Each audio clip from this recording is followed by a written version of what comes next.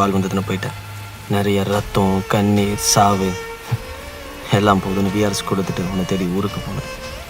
வாழ்க்கையில் நடந்த எல்லாமே என் பவானி தேடி வரத்துக்காக தானே. இப்போதான் எனக்கு புரியுது.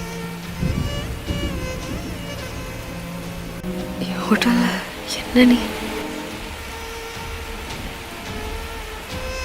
ஆர்மியில் இருக்கும்போது எழுதுவேன்.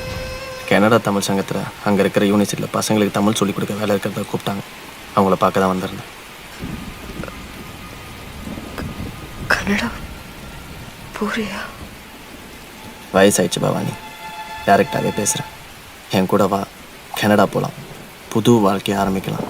அங்கே இருக்கிற பசங்களுக்கு தமிழ் சொல்லிக் கொடுக்கலாம். புள்ள பெற்றுக்கலாம். 2 பெண் குழந்தை. தொட்டு மைய எடுக்கிற அளவுக்கு கருப்பா கலையா உன்ன மாதிரியே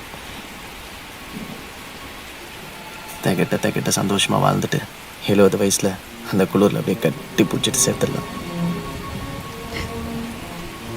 அங்கே போகிறதுக்கு முன்னாடி கல்யாணம் பண்ணிக்கலாமா?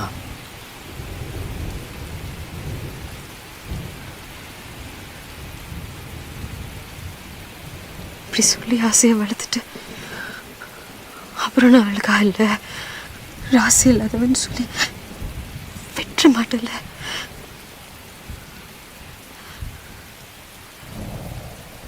ரொம்ப நசுங்கி போயிருக்கேன்ப்பா. நீயும் ஏறி மிதிச்சிட மாட்டல.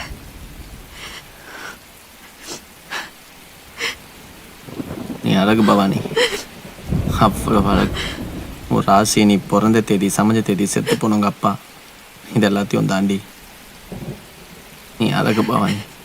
நான் சொல்கிறேன், உன் அம்முதம் சொல்கிறேன். உன்னை கஷ்டப்படுத்துனவங்க யாரும் உன்கிட்ட இருக்க அழகை பார்க்கல. நான் பார்க்குறேன், நான் மட்டும்தான் பார்க்குறேன்.